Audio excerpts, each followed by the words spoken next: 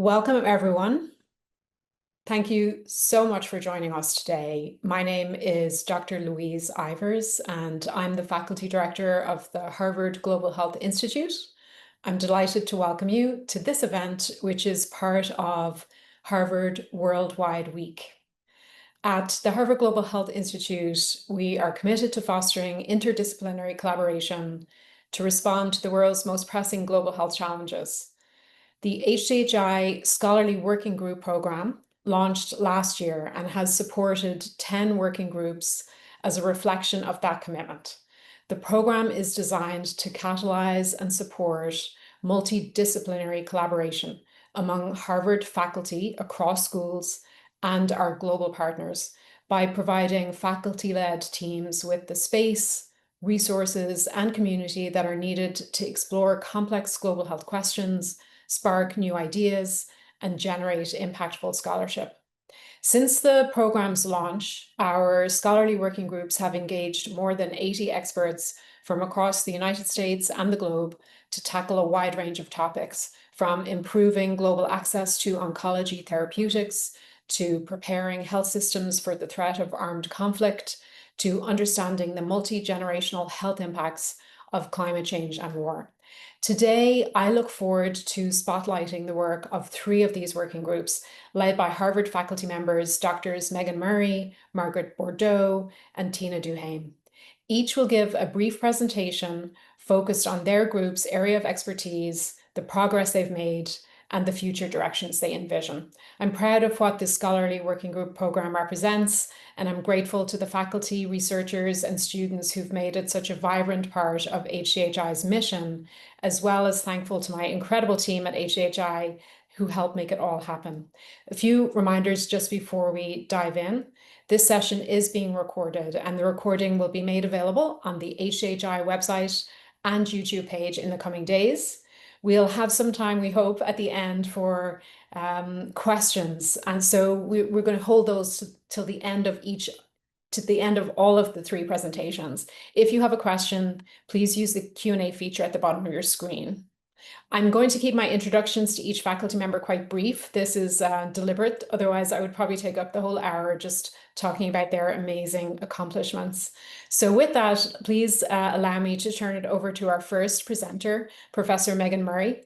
Professor Murray is an epidemiologist and an infectious diseases physician with over 25 years of experience in the management of TB programs and TB epidemiology, as well as the transmission dynamics of emerging infectious diseases. She's a professor of global health and social medicine at the medical school at Harvard and a professor of epidemiology at the Harvard Chan School of Public Health. Dr. Murray's scholarly working group convened members of the Harvard community and non-governmental organization representatives from around the globe to develop a joint agenda and a collaborative network to tackle the critical health impacts of our changing climate. So I'll pass it to you, Professor Murray. Thanks so much for setting this whole thing up and for having funded us. So last June, June of 2024, with the support of HCHI, our group held a 2-day workshop that brought together healthcare providers from the US, Latin America, Africa, South Asia, and the Arctic, and researchers among the Harvard faculty who are working on issues of how to address global health threats due to climate change. The basic idea was to build a network of people who could start to define what kinds of health impacts they were seeing in impoverished settings, and to brainstorm on ways in which the academic community here at Harvard could support local providers to address those needs, either through research or through the kind of facilitating this kind of interaction of convening. It wasn't the first such meeting we'd held. The previous year, we'd had a small workshop bringing together a subset of the group that met this time. And that first meeting was sponsored by the Salada Institute. It was largely inspired by a call for proposals from the NIH that specifically asked for the development of a kind of network of practitioners and researchers focusing on climate. And while the role of the NIH in sponsoring and supporting climate research has really become very problematic, this RFA actually had the very positive effect of motivating us to convene this group. Given the success of this first meeting, we went on to hold this second meeting, building on what we'd done, but now expanding the group and really expanding the area's interest considerably. So our goals were very broad. We wanted to serve a convening function, to develop an informal network and develop ways that that network could stay in touch with each other over, what we hope would be a prolonged period of time. We hope that this interaction would lead to collaborations, allowing people to identify specific areas of shared interest that could lead to cross-site communication and perhaps the development of new research projects and grants. And we realized from our first meeting that the wealth of lived experience that our participants had brought to this endeavor would be really excellent material for developing case-based teaching tools around these topics. So the group was really quite impressive. I mean, we had people from the US, but specifically Native Alaskans and people from the Navajo Nation, from in Latin America, from Peru, Guatemala, Guyana, in Africa, from Liberia, Sierra Leone, Rwanda, Lesotho, Madagascar, and Malawi, from India, and then an anthropologist from who was working in the Sapmi region, which is, of course, in Scandinavia and the homeland of the Sami people. The disciplines were also very variable. I'm sorry, I'm going to go back there. There we go. Including community medicine, emergency medicine, infectious disease, epidemiology, anthropology, the humanities, Arctic medicine, which before that I hadn't even known that was a thing, history, molecular biology, geography, and psychology. This was our schedule for the first day. The first day we focused on reports from the clinical and the implementation sites. And since I don't have time to summarize all of these presentations, I want to focus on a few major cross-cutting themes, and then drill down on some of the specific places that reported them. So those themes included the heat exposure and labor issues related to heat exposure, storm damage to transportation and medical infrastructure, water scarcity and its impact on nutrition and child health, the impact of cultural and environmental disruption, especially among indigenous groups, and the loss of livelihoods and the resulting migration that occurs when that happens. So let me focus on a few of those. Much of the work on extreme heat and labor issues comes from work that Sachit Balsari, who's at HMS, is doing in India with the organization SEWA. That's the Self-Employed Women's Association. It's a union of women who work in the informal sector in India and Bangladesh. So people like street vendors, rag pickers, temporary laborers. Sachit and the SEWA team have been working in India for several years using heat sensors to measure the actual heat that people are exposed to in their homes and at work, and then assessing the health impacts of that heat exposure. So this work involves both research into the physiology of extreme heat exposure and then policy and advocacy work on how to offset the financial hits that these women experience when it's too hot to work. The issue of extreme heat resonated with a group that's working with Mayan communities in Guatemala. This is Peter Roloff in the bottom left. He's at the Brigham and Women's, and he helped co-found an NGO called Wuku Kayak, or the Maya Health Alliance, that strengthened health services for indigenous Mayan communities in Guatemala. One of the issues that this group encounters is that the Mayan highlanders are often forced to migrate in search of employment, especially when the productivity of their small-scale agricultural plots is threatened. Men, in particular, often leave home to work in lowland sugarcane plantations, which are sites of actually brutal work conditions, made much worse by the rising temperatures in the region. There's been a really significant rise in the prevalence of unexplained renal failure among men working in these conditions. And there's still some debate about the actual cause, the relative contribution of, say, pesticides and toxin exposures, but it's well understood that chronic dehydration in this context is a major contributor to this disease. And to put this in perspective, this area in which Wuku Kayak works is part of what is called the Central American Dry Corridor, which encompasses multiple countries in the region, an area that is hugely vulnerable to drought and whose populations are migrants not only to lowland sugar farms, but also climate migrants to other countries, including to the US. Drought was also a theme that was discussed by a team that working in the Andean village of Maras, which is outside of Cusco in Peru. This is Leo Leca, who leads the NGO Socios en Salud, a branch of Partners in Health in Peru, and Sonia Shin, who's been working with Socios for several decades.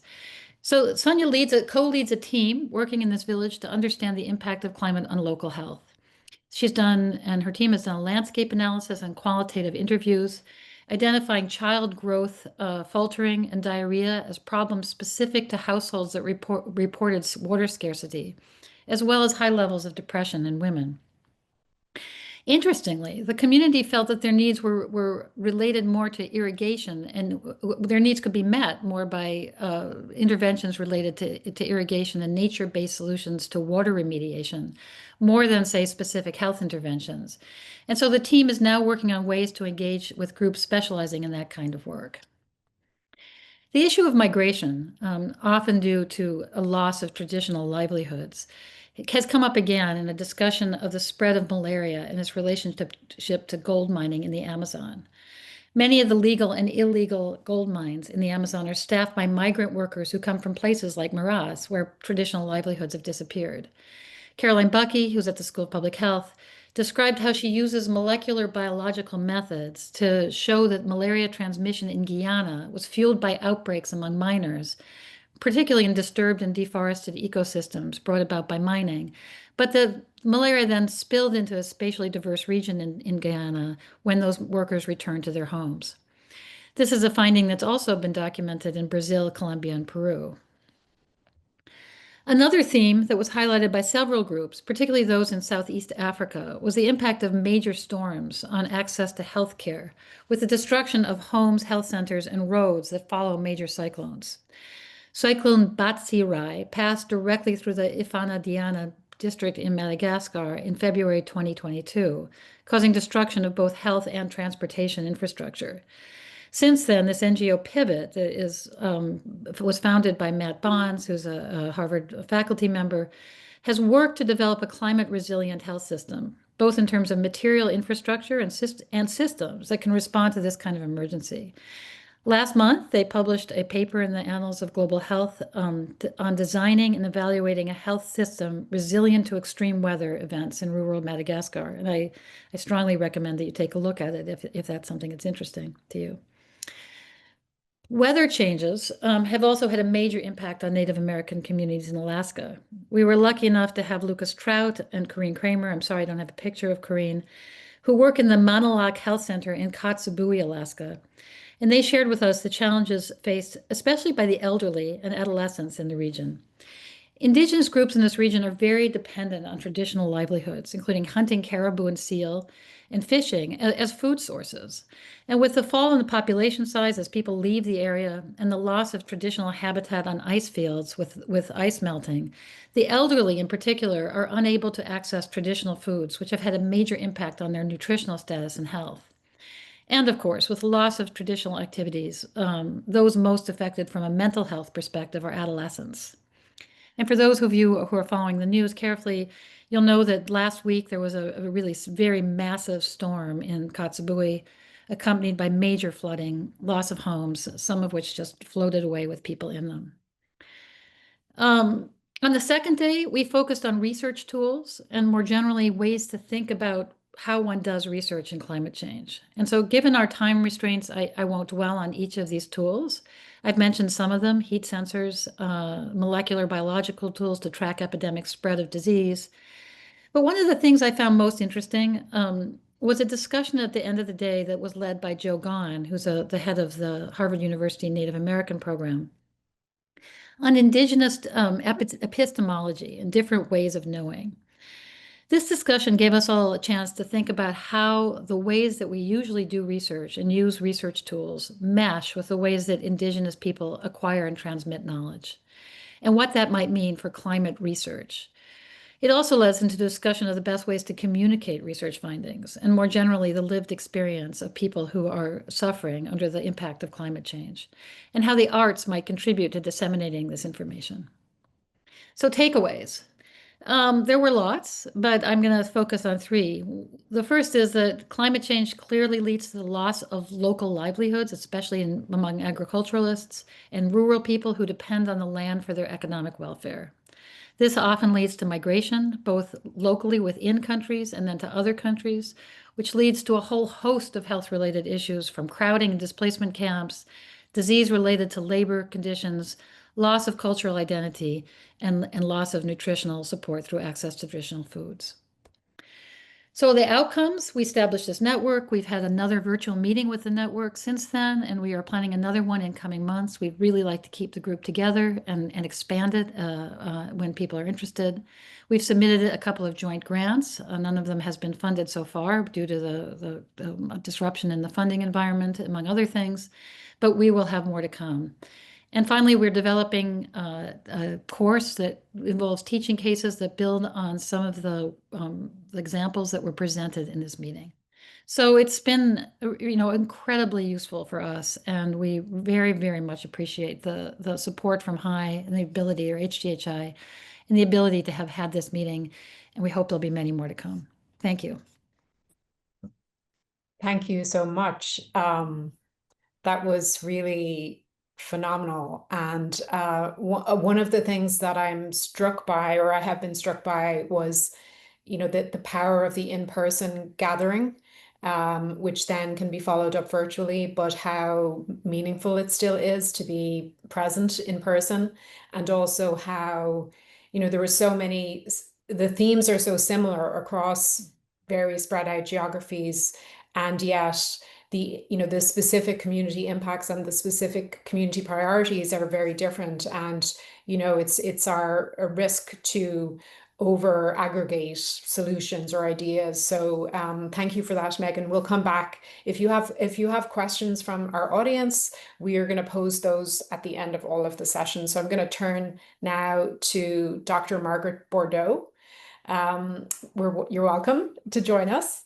Dr. Bordeaux is an assistant professor at Harvard Medical School and an associate physician at Brigham and Women's Hospital.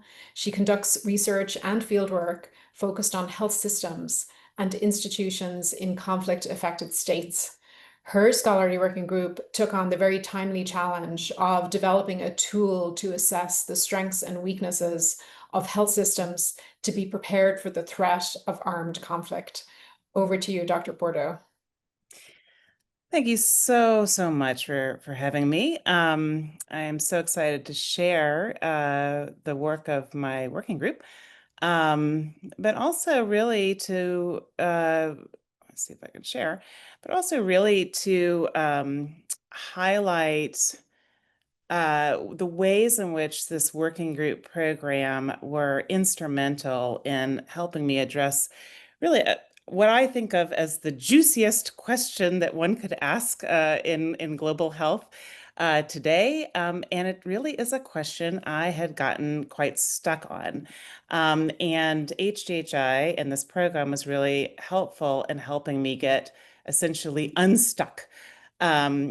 And I want to kind of go through a little bit, how that unsticking happened and why the HGHI working group was so valuable. I started off by saying, yes, I had this juicy question, the juiciest question one I feel can ask in global health. What was that? What was that juicy question? Well,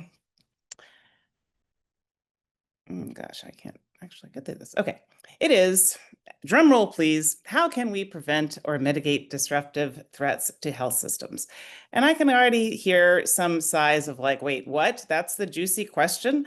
How can we prevent or mitigate disruptive threats to health systems? Maybe that sounds a little bit vague and perhaps a little bit boring. And I would have agreed with you back in the day. But then I had several experiences that really changed my mind. In particular, I was in medical school, and I became very interested when I was in medical school of issues of healthcare in places of armed conflict. But at the time, I was extremely disinterested in things like health system financing and staffing and governance and supply chains, and that all sounded quite boring. But then I ended up spending several years in the Balkans, in Kosovo, during and after the war in 1999, ostensibly doing a children's health project. Now, multiple times in the course of that work, I found myself and the children enrolled in the project that I was doing in some very, very dangerous situations. Including a time that I happened to find myself in an actual and quite literal minefield. And in that moment, and in many moments after that, I became very, very exquisitely interested in if there was a staffed, well, local emergency hospital nearby, and if that hospital, well, had blood products, if it had trained surgeons, if those surgeons had been paid, if the nurses had been paid, was there a laboratory? Several other points during the year, I became very interested in whether there was a pharmaceutical, a pharmacy that was staffed with non-counterfeit drugs that could treat things like scabies and salmonella and giardia. In other words, I really grew to appreciate how very vulnerable one is when you live in a place where the institutions that underwrite human security suddenly disappear. And one of those institutions is the health system. And the question of how to help health systems continue to function or resume functioning during and after crisis really became the focal point of my work. So I have to go through this. Was a common scene I would encounter in Kosovo and my work there. After, I returned from that experience, I really did a lot of work, really a decade of work, studying what happened to health systems in countries that had experienced some form of state-threatening crisis or armed conflict. And remarkably, the stories, regardless of the fact or how different conflict was, or the context of conflict was, they had a very similar story of what had happened to the health system. And so, this is a little diagram I make of this. Basically, there would be a period of intense investment in health systems. This usually was undertaken by, let's say, international organizations that were investing in health infrastructure or in a specific health program. And then there would be the boom, the acute, war, a conflict, an earthquake. And these health systems would experience an acute asset loss, meaning they would lose money, they would lose infrastructure, they would lose health workers, they would lose administrative records. But then they would not return to baseline functioning or recover or build back better. They wouldn't even necessarily stay the same. In fact, their performance would decrease over time after the cessation of hostilities. And what we found was usually this was driven by a loss of governance capability, either from rapid turnovers in leadership or contested control of the health system, but also because assets of the health system would continue to be taken out of the control of health system leadership. Sometimes this would be because internationals would hire away health workers, or financing would be given to international health NGOs for implementation. But all of this added up to a worsening capability to address mounting burdens of disease. And ultimately, it ended up losing the trust of the population or the public, when there was a pervasive sense that these health systems just could not solve collective health problems. So out of this work started to emerge kind of the outlines of a strategy for how to address this problem. It was, the 1, 2, 3s of it were A, support governance as best as possible. 2 was to prevent this acute asset loss. And 3 was to try to make those investments periods to be as resilient as possible, where you're inputting things into the health system that are as robust and resistant to destruction as possible. And I came out of this work very excited to continue to develop this strategy through policy analysis and research. And really what I had in mind was I was excited to potentially produce sets of policy playbooks for peace negotiators, for diplomats, and other health sector leaders that could implement this strategy. But this is really where I hit, and my colleagues who were working with me on this really hit a wall. I just couldn't find any group interested in sort of funding this work or partnering it or kind of taking it on. And I like to say I sort of fell in between the 4 chairs of the global health constituency. And what I mean by this is that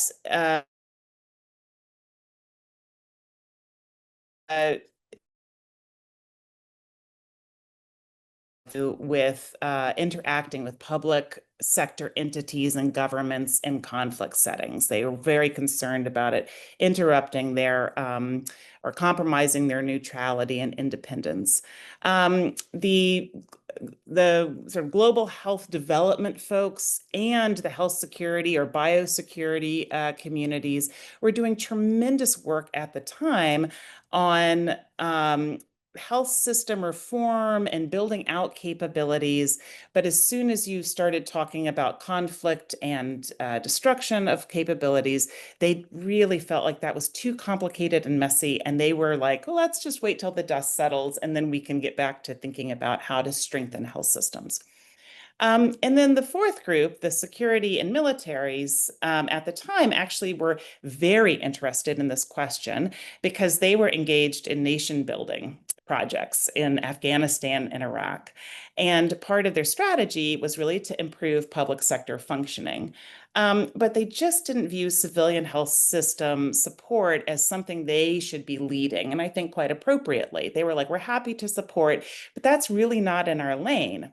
Now, one thing, however, they were interested in, which is germane to our conversation, is that they were very interested in building health systems for the Afghanistan military members and their families, because they knew something very interesting about fielding a military, which is that you cannot field a military unless you have healthcare services for them. The biggest driver of attrition of any military is poor health. It's disease, it's exposure, it's mental health. It's actually not bullets and bombs, right?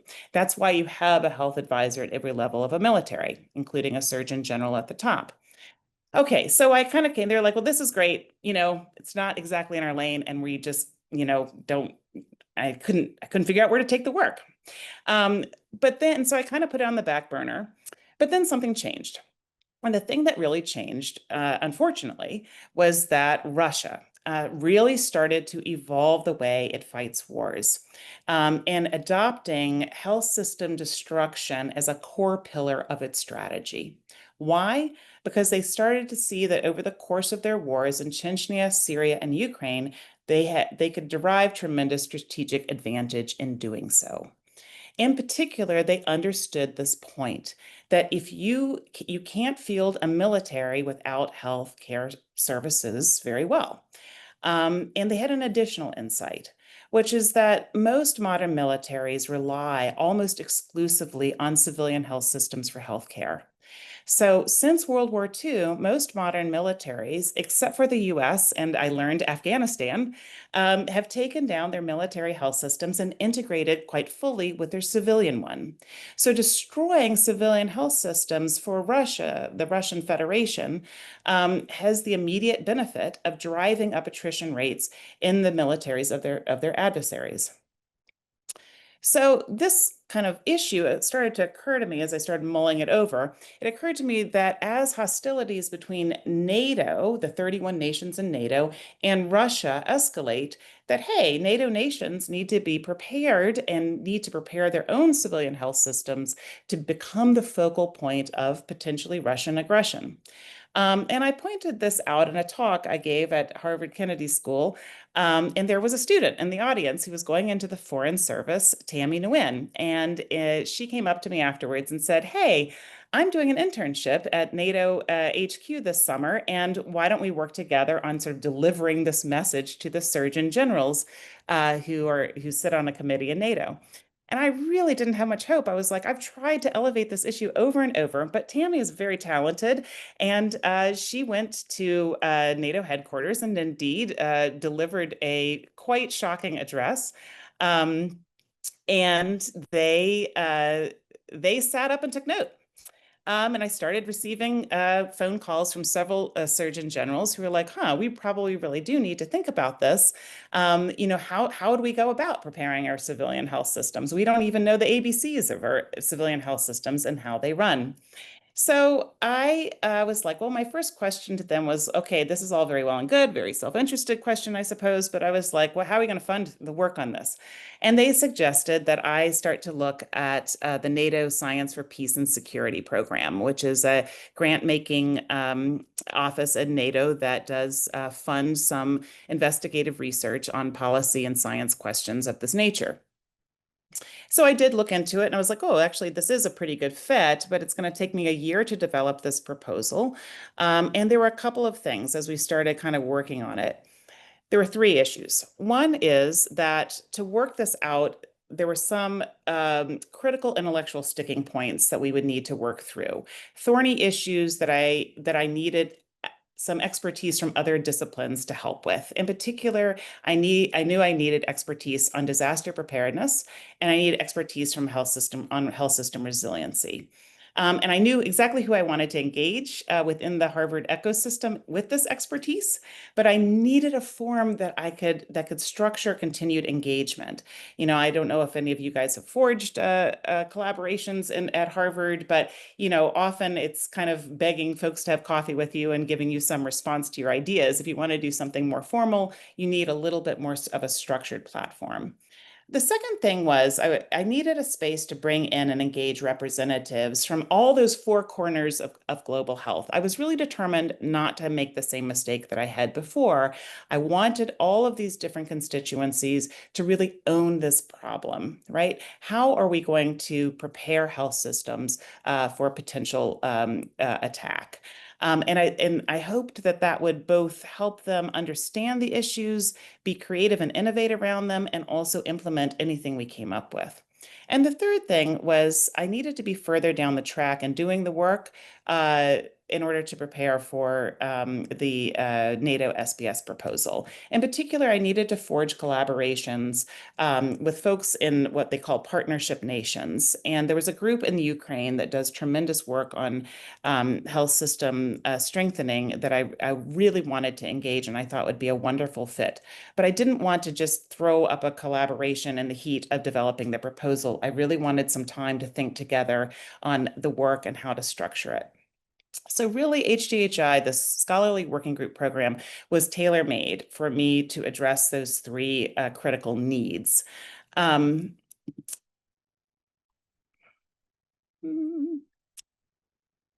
little bit.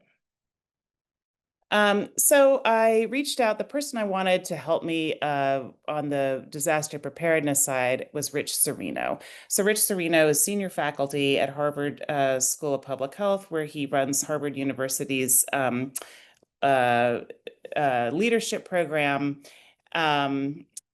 Preparedness Leadership Initiative. He is also the former deputy administrator of FEMA, has vast experience and expertise on disaster preparedness.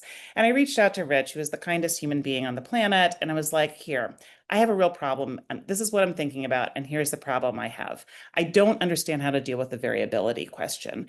You know, you can say not all health systems at all are the same. They're scoped differently. They're laid out. They're governed differently. They have different capabilities. How do we get our arms around this question of variability? And he gave me some great advice. And after giving it to me, I was like, can you please work with me on this working group and kind of lay out a work plan for how we would do this? And suffice it to say, and I'm happy to talk about this at length at a different time, but basically the issue was that what he does is advise businesses, events, all sorts of agencies on disaster preparedness. He deals with this question of variability all the time. And he was like, Margaret, you don't have to tell folks how to prepare. What you have to do is give them a strategic, systematic way to evaluate, to identify and characterize what we called core operational processes of their organizations. So these are the processes, these are the pipeline of activities that are required to produce a good or service, and in this case, deliver health services. And once you help people identify those processes and characterize them according to some kind of standard nomenclature, then it's gonna cue them to see how they could be disrupted, what their vulnerabilities are. They're gonna be able to see like, oh, I could have a single point failure here in financing if I don't take some remediatory action. So he was very helpful in helping me think about, okay, how do we start to get our arms around this variability issue? The other person who was instrumental was Vanessa Carey, who's a physician. She has vast experience in health workforce development, but also serves as the WHO's special envoy in climate change and health. And here she was really instrumental in helping me think through how to get our arms around complicated threat modeling. And then I also started to really lean on HDHI to pull together this very interdisciplinary cross-sectoral working group. I'm very proud to say we had just excellent buy-in, and people just who I think are tremendous helped us think through, came to this table and helped us. So we wrote a white paper. We did monthly presentations. I had everyone from the group present on a different aspect of health system processing. We wrote accompanying briefs, and then we held our exercise in a in-person meeting from people joined in from all around the world on May 1st and 2nd, where we really hashed out these threat scenarios and also this produced a first draft of this tool, health system threat assessment. And I was really pleased to have folks from all over the world join us, and it was just a tremendous experience to gather together. And and then at the same time, we did learn that we were awarded the NATO SBS grant. And so we now take this work forward. We produced a tremendous number of amount of work I'm very proud of, including manuscripts, as well as draft tools, as well as really forged these necessary collaborations. So thank you so much. Thank you so much. We really appreciate that. I'm going to move to our next speaker. Dr. Anne-Christine Duhaime is a pediatric neurosurgeon at the Massachusetts General Hospital and a professor of neurosurgery at Harvard Medical School. Her research has focused on traumatic brain injury and recovery in children, and more recently on climate change, war, and health. Dr. Duhaime's scholarly working group has undertaken a comprehensive exploration of the intergenerational health effects of climate change and war, work that promises crucial insights for our collective future. Over to you, Dr. Duhaime. Terrific. Thank you very much. I just got to get, I know these technical things, you'd think after all this time, we'd all be so good at it.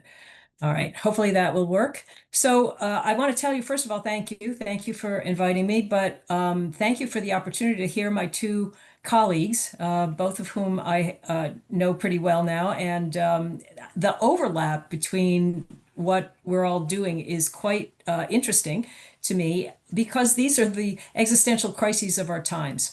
So I was interested in, there are pictures here, of course, of climate change. There are pictures here of war. And then there's a picture of a brain. What the heck is that doing there? So I will explain as to how we got started.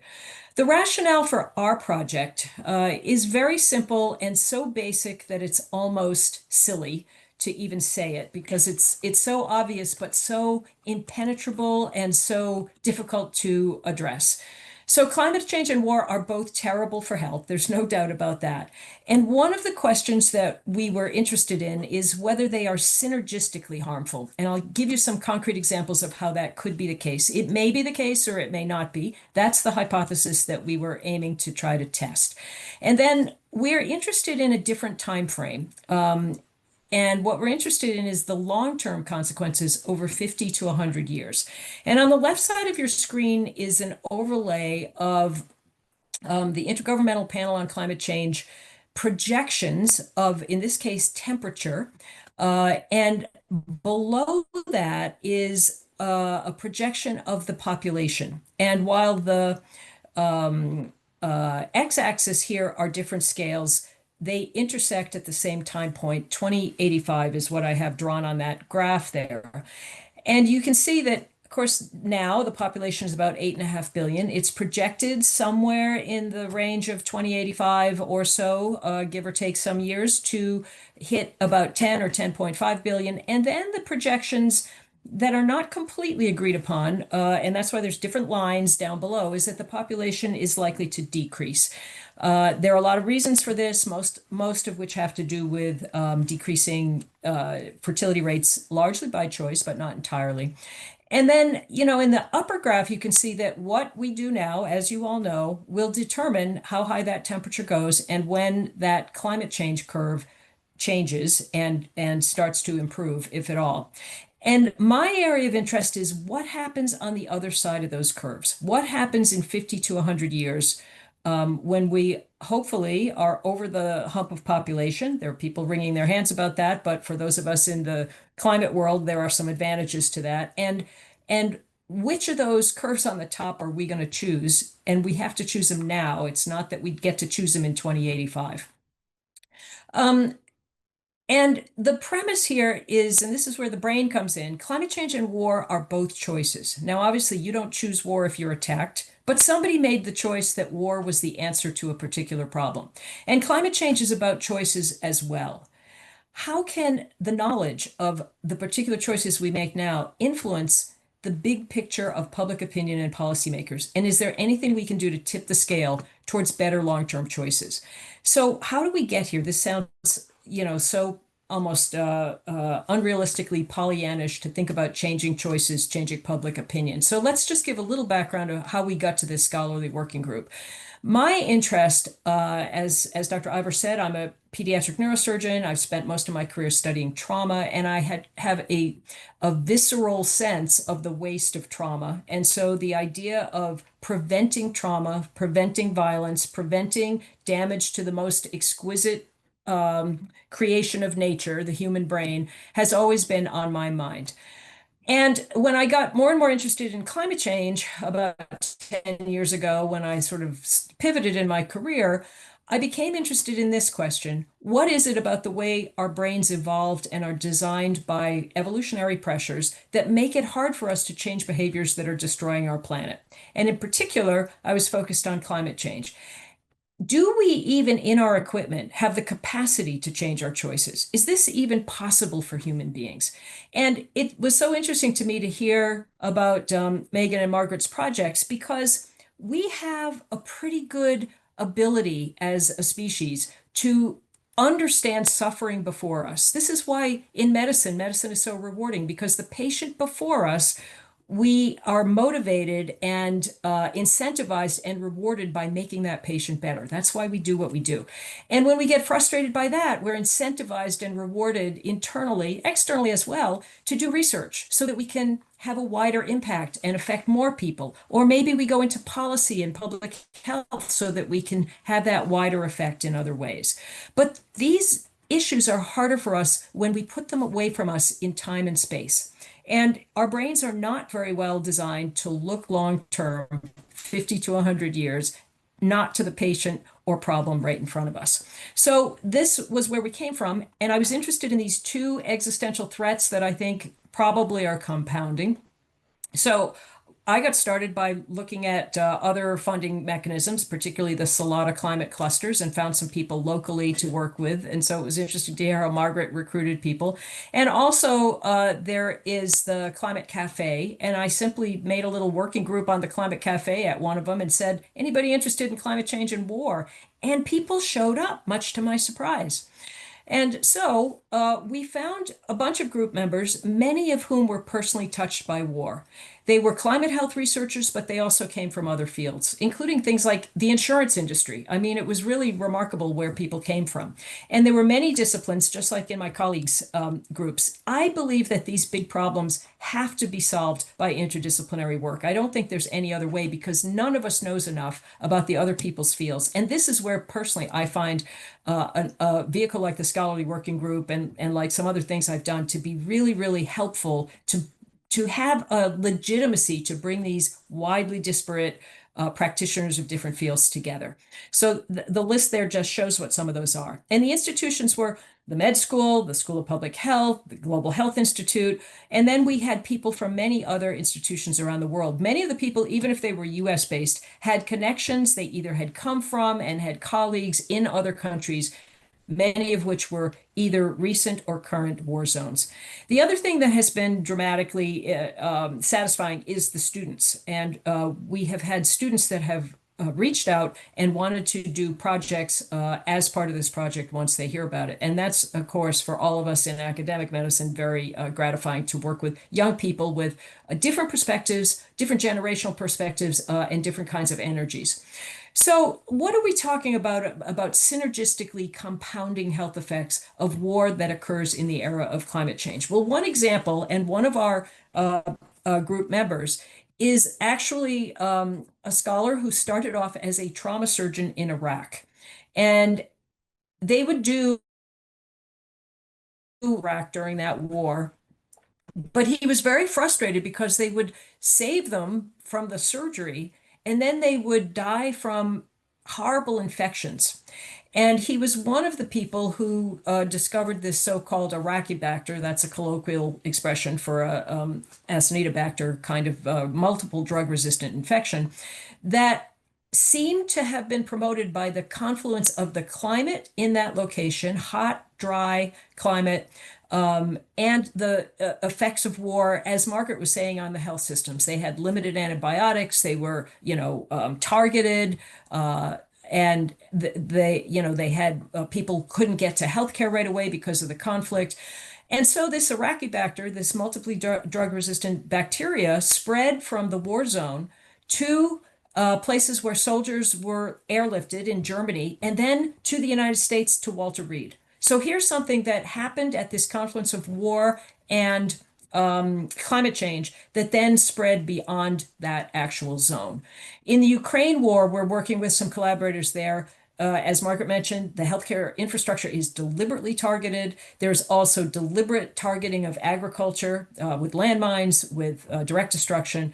And then one of the things that we're finding that the people on the ground in Ukraine with whom we're collaborating are telling us that they're experiencing an amazing nihilism, that people leave the war and go from the eastern part of the country to the west, where she's located, as I'll mention in a moment, and they get to the west and they're seeing wildfires and floods because of climate change. So there's a sense of there's no safe place. So you talk about physical health, but also mental health, child development, and many other implications. Bangladesh, people are displaced by war into archipelagos where they've historically gone, and sea level rise is making those places unlivable. In many of these places, the combination of pollution from war, from destruction of infrastructure, and heat is causing a hypothesis of increased premature and low birth weights. So we had some goals. We were starting from scratch and we had some goals. One was to see what was already known, what was out there. And this was a series of scoping reviews on the intersection of climate change, war, and each of these topics: surgery and trauma delivery, heat-related illnesses, child development, things that might be epigenetic. Now, remember, we're looking at very long time frames here, 50 to 100 years. Why? It's an arbitrary number, but it's a round number. So that's why we picked it. And also because that shift in the curve of population and potentially, if we do the right things, of temperature may occur during that period of time if we make the right choices now. Mental health, quality of life, occupational health and toxicities, like some of the things Megan is studying in India, infection, agriculture, water, and nutrition. And then our hope is to use these scoping reviews, the data here, to perform some case studies. And these will be not short published articles like the scoping reviews, but these will be longer white papers to look for, is there a signal? When we look objectively, look at the data using on the ground health data and projections of climate change, agricultural satellite data, toxicity data, and so forth. What is the signal for these compounding health effects? And we're looking at case studies in these 6 locations, possibly a 7th in Nigeria. Now, all that's well and good, but why do I have a picture of the brain down here? Because that is the tool for us to make the decisions and the choices now into that future, because what we determine now is what we decide now is going to affect this 50 to 100 year time frame. And so we know that putting papers in a journal article and putting white papers on a shelf is not the way to change public opinion, nor, while it's useful, is it necessarily the only way to change policy. So one of our group members is actually a member of Physicians for Social Responsibility, whose job it is in that organization in Boston to deal with nuclear war. And he mentioned this film that some of you have heard of, many of you maybe have not, which was 1983. It was on broadcast TV, and it was called The Day After. It was a heavily science-informed film that showed the general public, it was watched by millions of people, what would the consequences be of nuclear war if a warhead struck the center of the United States? It was fictionalized. It was basically a soap opera, but it was so heavily informed by actual scientists that it showed the real possible consequences. And while it changed public opinion, the more important thing is that Ronald Reagan, who was president at the time, watched this film and was moved by it. And he says in his memoir that this movie affected his opinion and was one of the things that made him deliberate for the nuclear treaties, the SALT treaties. So this is our sort of Northern Star. That kind of film wouldn't be shown on broadcast TV now. That's not the right media. But we do believe that to change public opinion, you have to show people a vision of the future. And the vision of the future that we are working with a filmmaker is based on these case studies.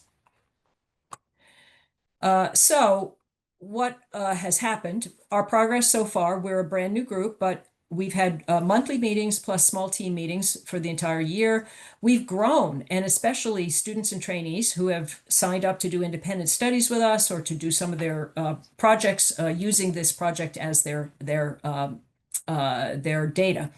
So our scoping reviews, 1 is completed, 3 are in data analysis phase, 3 are still being planned, working with the Harvard librarian. I'll tell you, the Harvard librarian is just, the Harvard Library is such a resource, and we are so lucky to have that resource available to us. Our librarian is helping people all over the world to do these studies, and it's great. Our case studies, what we did during the year is we finalized what is a template of a case study, what data do we need to use, who's going to do what are our methods. The Ukraine study is in progress. To the right, you see our one of our main collaborators in Ukraine. This is Dr. Anastasia Stefanishin, who is a neonatologist in Western Ukraine at that Ivano-Frankivsk National Medical University. She is practicing neonatology during this war, and it's been amazing to work with her and several of her colleagues to say, what are you seeing? What's on the ground? What's happening? And she gave one example that we hadn't even thought of, and this is why these collaborations are so useful. Breastfeeding. It's really hard for new families, new moms to breastfeed because air raid sirens make them go down into the air raid shelters all the time, even in the western part of Ukraine. And so they can't ever breastfeed. So this is the kind of thing that they're seeing on the ground. And she's the one that told us they come from east to west, and there are floods and wildfires that are increasing in frequency. And so there's a sense of there's no place safe to go. This is what they're experiencing, and this is what our filmmaker will capture, we hope. So now we're seeking funding. We've put in a few grants. We need to look for more. This is the perpetual problem, especially right now. And the film also has been submitting grants to try to make some progress for funding. So our big question is, I know this sounds really overblown, somewhat unfocused, but we're focusing on the long frame, using the human brain and how it makes decisions as our guidepost, and trying to change public opinion using solid science. And what we're really looking at is what vision can we give people to work towards? We do know that working out of fear helps, but working towards something positive, if you realize that the choices you make can make an enormous difference for what kind of future we have, how do we use really compelling data to try to make that case? I recognize that it sounds really overblown, but I'm old enough that I don't really care. And I hope that anybody that wants to join our project or has something to contribute, we would be happy to hear from you. And we really appreciate the Scholarly Working Group mechanism giving us a start.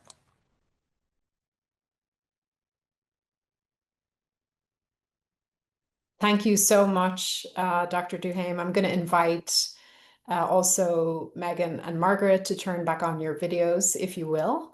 And I'm going to take the moderator's discretion of adding an extra 5 minutes to our session so that we can have a bit of a discussion. And for our audience, we hope you can hang on with us for another 5 minutes, but if not, we are recording this session. We will welcome also your questions from the audience. Thank you all for these really amazing conversations and for leading these groups. And I think there's many different things that I picked up on. And Tina, you mentioned towards at the beginning of yours, which is that there's a lot of overlap in terms of thematic areas, conflict, climate change, etc., in what you're doing. And I think the other thing that's really striking to me is, I think you call them wildly different groups. You know, there's the opportunity of bringing people with different perspectives, different disciplines, different expertise together, to me is really the potential of working at a place like Harvard with so many collaborations and opportunities. Maybe I'll ask each of you to comment on the concept of, you know, transdisciplinary work and interdisciplinary work, and what can further help facilitate it, especially when you're working in these areas that, Tina, you said it's kind of, you know, out there as an ambitious idea, and Margaret, you showed us how you were falling in between the cracks of the typical categories. Megan, maybe I'll pass to you first, as you were our first speaker, and let everyone give a little comment. So, you know, interdisciplinary work in an academic institution is a very challenging thing because there's so many barriers to doing it. And they're artificial barriers, but they have a big impact on our lives. They're, you know, there are barriers between disciplines, between language that's used between disciplines, but it really has to do with career trajectories. And if people start doing interdisciplinary work early, that tends to be a hit to their career. So I like what Tina just said, which is I'm old enough to not care. And I feel like that's one of the benefits of older age. So I do think that it helps to be able to not feel overly constrained by the consequences, the career consequences of interdisciplinary work. But there are other issues, right? There's what kind of language do we use, and how do we get off our track so we can even hear what other people are saying? And that came up quite a lot, not in a good way, I thought, in our workshop. We had, you know, a number of Indigenous people and anthropologists, and then Joe Gunn is a psychologist at HUNAP, talking about, you know, something was, you know, could be a very challenging idea, which is that different cultures, people from different cultures think about what is knowledge in a very different way. And so that makes us really step back from our whole idea of like, what is a reasonable approach to research? Now, I thought this was absolutely fascinating, and it opens sort of intellectual doors. It's not the kind of thing that one can sort of write an NIH grant about, or even go to one's department and say, oh, by the way, you know, I'm not going to do molecular epi anymore. I'm going to, or I am, but in the context of thinking about Indigenous ways of knowing. So I think one has to be in a place, either career-wise or just, you know, personality-wise, where one's willing to kind of buck the trend. And yeah, I mean, Margaret and Tina have really done that. So I'm inspired by both of you. It's great. Thanks. Margaret, do you want to comment? Sure. I often do joke that on my tombstone is going to be written, she was, you know, an interdisciplinary researcher, because it is, you know, it is challenging. And I think that the things that are the most challenging is that level setting, sort of, you know, and that what we spent a ton of time on in the working group. You know, just like when we say health system, what do we mean? Because, you know, people around the table have very different ideas of what that is, and still to this day, you know, I'm still like, no, what we mean is this, you know, and so that is one struggle, is sort of level setting and trying to frame a problem so that everybody can eat at it. You know, everybody can kind of pick at it in a way that is productive. So I think having a high tolerance for having those conversations where you're like, you do know what I mean, right? Let's go back to that again. So it's very helpful to have this space where you can just kind of sort through stuff. It's, you know, you can't necessarily even at the end of the conversation be like, oh yeah, we achieved this thing. You know, I think we think of research as sort of setting up these problems. Okay, 1 and then 2 and then 3, you know, this kind of linear investigation. So I think one thing that really helps is a scholarly working group space where outsiders from outside academia can come into the space. And that I know is something that is hard, you know, in the at Harvard University, is to see the value of that. But it is so critical that people feel that they can come into an academic space, make use and have conversations with academics so that we are producing work that is actually usable and implementable and is speaking to what people are seeing in front of them. So I would just say that you ask what helps. You know, these working groups really do help in that regard. And I think taking your time, having a lot of patience, and not being afraid to break off work, say, you know what, that's a really interesting question. Let's go in that direction, you know, as a next step. You know, so I think really tolerance for it is absolutely necessary. And of course, the funding is a huge thing, and the material support. So thank you. Yeah, thanks. I think it's worth acknowledging that, I mean, our institute, the Harvard Global Health Institute, is what Harvard calls an interfaculty initiative, an IFI. And so our whole purpose in existing is to try to catalyze interdisciplinary and transdisciplinary work that involves the whole university or brings people together across the universities. And I think, you know, each of your projects, your working groups have illustrated how there's almost there's such a huge untapped potential to continue doing that. And we as a global health institute are very much interested in the fact that the people closest to the problems are those with the most insightful solutions to the problems. So bringing in our global partners, whether that be a neonatologist, you know, working in a war zone, whether that be an Indigenous person dealing with the issues in their own communities, and the gamut is really important. And so I think, you know, all of that type of work too takes time. And that's the other thing that can be challenging is having the time to build those collaborations, build a trust, do the level setting. I like how you each have described that. The last thing, and I'll close on this, is that I thought it was very interesting how the arts and humanities come in. And Megan, you mentioned this, and also Tina, talking about your film. Maybe I'm going to leave with the last comment to you, Tina, if that's okay. Can you speak a bit about, you know, you're a professor of neurosurgery, and I don't know that we would always think of neurosurgeons in our, you know, reductive idea as thinking of making a film about climate change. And so would you comment on how, like, you're thinking of bringing in the arts and the humanities, like how we should do more of that? Should we do more of that? I'd love to get another word from you on that piece.